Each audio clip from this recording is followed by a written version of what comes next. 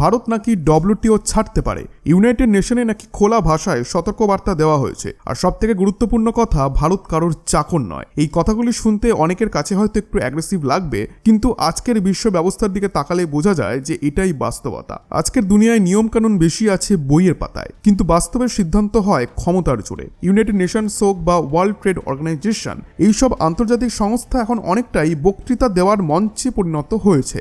দুর্বল দেশগুলিকে নীতি শেখানো হয় আর শক্তিশালীরা নিজেদের সুবিধা মতো নিয়ম ভেঙে ফেলে। ফ্রি ট্রেড, সমান সুযোগ, নিয়মের শাসন, এইসব কথা শোনা যায় যতক্ষণ না সামনে থাকা দেশটা শক্ত হয়ে দাঁড়াচ্ছে। যেই কোনো দেশ নিজের পায়ে দাঁড়াতে শুরু করে, অর্থনীতি বাড়তে থাকে, তখনই শুরু হয় ট্যারিফ, স্যাংশন আর চাপের রাজনীতি। ভারত ঠিক সেই জায়গাতেই এসে দাঁড়িয়েছে। গত কয়েক বছরে ভারতের গ্রোথ এমন জায়গায় পৌঁছেছে যেটা কিছু দেশের চোখে কাঁটা হয়ে উঠেছে। এই খেলাটা প্রথম শুরু করেছিল আমেরিকা, আর এখন দেখা যাচ্ছে এক লাইনে হারছে মেক্সিকো।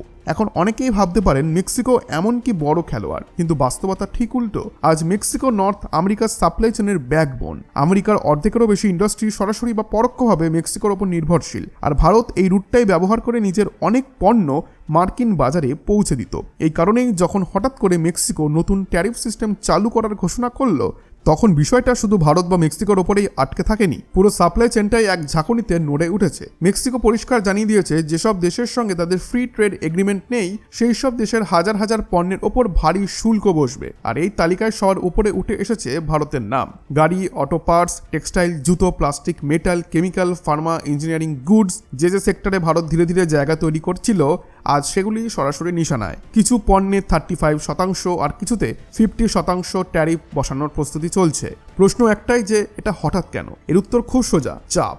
আমেরিকা আগামী বছর ইউএসএমসিএ চুক্তি রিভিউ করতে চলেছে, আর মেক্সিকো এখন প্রমাণ করতে চাইছে যে সে পুরোপুরি আমেরিকার লাইনে দাঁড়িয়ে আছে। মানে পরিষ্কার, এই সিদ্ধান্ত নিজের দেশের ইন্ডাস্ট্রির চেয়ে বেশি আমেরিকাকে খুশি করার চেষ্টা বলেই মনে হচ্ছে। আর এই কথাটা শুধু বাইরে থেকে নয়, মেক্সিকো নিজের ইন্ডাস্ট্রি গ্রুপগুলির মধ্যেও এমন জোরে জোরে বলা হচ্ছে। মেক্সিকোর ব্যবসায়ীরা বলছে, এশিয়া থেকে আসা সস্তা আর নির্ভরযোগ্য কাঁচামাল যদি হঠাৎ করে দামি হয়ে যায়, তাহলে ফ্যাক্টরির খরচ বাঁচবে এবং প্রোডাকশন ব্যয় বাড়বে, আর শেষমেশ চাপ পড়বে সাধারণ মানুষের পকেটে। কিন্তু আপাতত সরকার এই সতর্ক বার্তাগুলি উপেক্ষা করছে, কারণ গ্লোবাল পলিটিক্সে আমেরিকার বিপক্ষে দাঁড়ানো এখন মেক্সিকোর জন্য সহজ নয়। এখন এখানে একটা জিনিস খুব পরিষ্কারভাবে বোঝা দরকার, এই পুরো খেলায় ভারতের অবস্থানটা ঠিক কী। অনেকের মাথায় এখনও একটা পুরনো ধারণা কাজ করে যে ভারত মানে শুধু এক্সপোর্ট করা দেশ, যাকে চাপ দিলে চুপ করে সে সহ্য করবে, যাকে ট্যারিফ বসালে বিকল্প খুঁজতে গিয়ে সে ক্ষতিগ্রস্ত হবে। কিন্তু এই ধারণাটাই আজ সবথেকে বড় ভুল প্রমাণ হতে চলেছে, কারণ ভারত এখন আর আগের মতো অবস্থানে নেই। ভারত মেক্সিকো বাণিজ্য কোনো ছোটখাটো লেনদেন নয়। 2024 সালের হিসাব ধরলে দুই দেশের মধ্যে ট্রেড ভলিউমস পৌঁছে গেছে প্রায় 11 থেকে 12 বিলিয়ন ডলারে। ভারত মেক্সিকোতে পাঠায় auto parts, pharmaceuticals, chemical, IT service, engineering goods, আর মেক্সিকো থেকে ভারতে আসে electronics, automobile components, industrial material.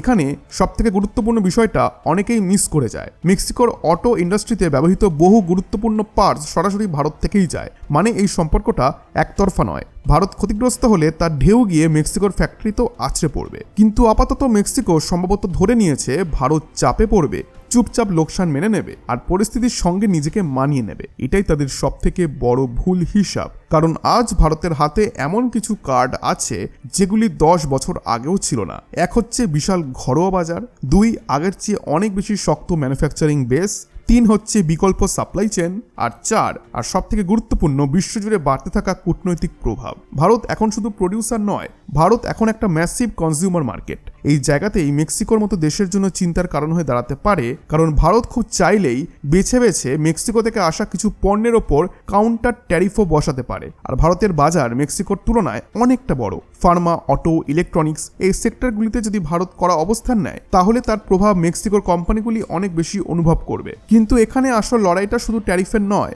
আসল লড়াইটা স্ট্র্যাটেজি। কারণ ভারত গত কয়েক বছরে নীরবে কিন্তু ধারাবাহিকভাবে ল্যাটিন আমেরিকার অন্য দেশগুলির সঙ্গে সম্পর্ক মজবুত করেছে। ব্রাজিল, চিলি, পেরু, আর্জেন্টিনা এই দেশগুলির সঙ্গে ভারতের বাণিজ্য দ্রুত গতিতে বেড়েছে। শুধু ব্রাজিলের সঙ্গেই ভারতের ট্রেড এখন $15 বিলিয়ন ওপরে। মানে পরিষ্কার যে মেক্সিকো একমাত্র রাস্তা নয়, ভারতের কাছে বিকল্প আছে। আর আজকের দুনিয়ায় বিকল্প থাকাটাই সবথেকে বড় শক্তি।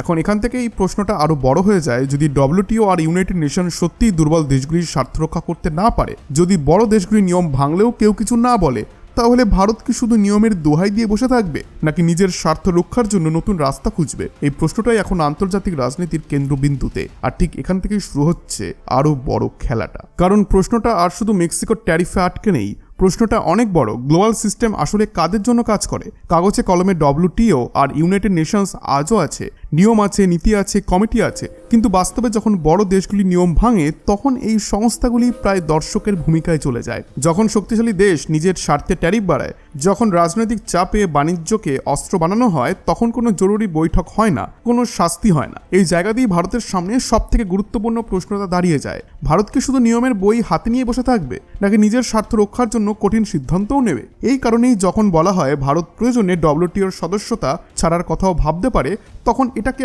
আবেগী হুমকি বলে উড়িয়ে দেওয়া ঠিক নয়। এটা একটা সিগন্যাল, এটা স্পষ্ট বার্তা। যদি গ্লোবাল সিস্টেম ভারতের বিরুদ্ধে অস্ত্র হিসেবে ব্যবহার করা হয়, তাহলে ভারতও নিজের জন্য নতুন রাস্তা খুঁজবেই।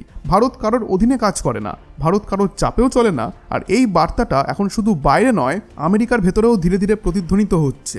আমেরিকার সংসদে ইতিমধ্যেই অনেক সাংসদ প্রকাশ্যে বলেছেন ভারতের ওপর অতিরিক্ত ট্যারিফ আর চাপের রাজনীতি শেষ পর্যন্ত আমেরিকারই ক্ষতি করবে। কারণ ভারতকে যত কোণাঠাসা করা হবে, ততই ভারত নিজের বিকল্পগুলিকে আরো শক্ত করবে। চীনের লাভ হবে, রাশিয়ার সঙ্গে সম্পর্ক আরো গভীর হবে, মিডল ইস্ট আর এশিয়ায় ভারতের অবস্থান আরো শক্ত হবে।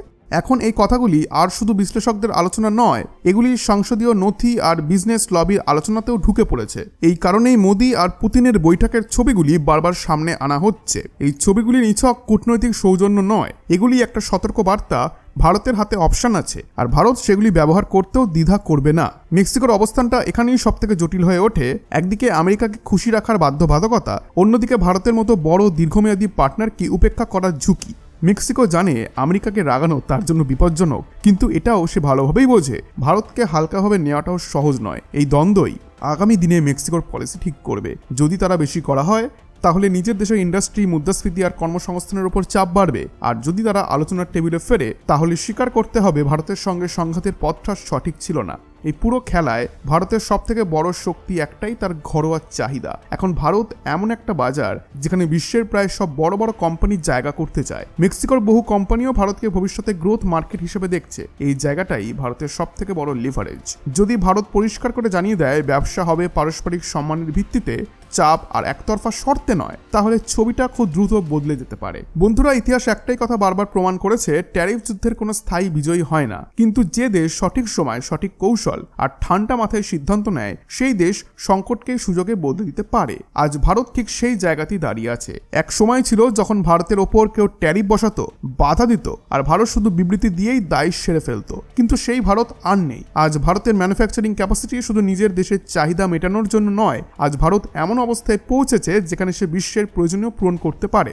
মেক ইন ইন্ডিয়া আজ আর স্লোগান নয়, এটা বাস্তবতা। মেক্সিকো হয়তো ধরেই নিয়েছে ভারত তার জন্য শুধু একটা এক্সপোর্টিং দেশ, যাকে সহজেই রিপ্লেস করা যাবে। কিন্তু বাস্তবতা হলো মেক্সিকোর অটো আর ইলেকট্রনিক্স ইন্ডাস্ট্রিতে যে সাপ্লাই ভারত থেকে আসে, তার বিকল্প রাতারাতি খুঁজে পাওয়া সম্ভব নয়। ভারত যদি সেখানে সাপ্লাই ধীর করে অথবা দামের কাঠামোয় পরিবর্তন আনে, তাহলে তার প্রভাব সরাসরি মেক্সিকোর ফ্যাক্টরির প্রোডাকশন লাইনে পড়বে। আর তার পরিণতি শুধু কোম্পানিতে সীমাবদ্ধ থাকবে না, দামও বাড়বে, চাকরির ওপর চাপ পড়বে, আর শেষমেশ চাপ যাবে সরকারের ওপর। এই কারণেই ভারতের সামনে সবথেকে বুদ্ধিমানের পথ একটাই, দুই লেভেলে খেলা। একদিকে আলোচনার দরজা খোলা রাখা, অন্যদিকে স্পষ্ট বার্তা দেওয়া যে চাপ এলে জবাবও একই ভাষায় দেওয়া হবে, না অতিরিক্ত ঝুঁকে পড়া, না আবেগে গিয়ে অকারণে সংঘাত। এই ব্যালেন্সটাই আজকের গ্লোবাল পলিটিক্সের সবথেকে জরুরি। ভারত ইতিমধ্যেই দেখিয়ে দিয়েছে যে সে খুব দ্রুত নিজের এক্সপোর্ট রুট ডাইভার্ট করতে পারে। Europe, Africa, middle east, Latin America সব জায়গাতেই ভারতীয় কোম্পানির উপস্থিতি বাড়ছে। ব্রাজিল, চিলি, পেরু, আর্জেন্টিনা এই দেশগুলি ভারতকে বিশ্বাসযোগ্য পার্টনার হিসেবে দেখে, কারণ ভারত চাপ দেয় না, শর্ত চাপিয়ে দেয় না। এই জন্যই যদি মেক্সিকোর পথ কঠিন হয়, তাতে ভারতের দরজা বন্ধ হয়ে যায় না। কিন্তু এখানে আরও একটা বড় বিষয় আছে, সেটা বুঝতে হবে যে এই লড়াই শুধু ভারত বনাম মেক্সিকো নয়। এই লড়াই সেই সিস্টেমের বিরুদ্ধে যেখানে কিছু দেশ নিয়ম বানায় আর নিজেরাই সেই নিয়ম ভাঙে। WTO হোক বা ইউনাইটেড নেশনস, এই সংস্থাগুলির বিশ্বাসযোগ্যতা আজ এই কারণেই প্রশ্নের মুখে।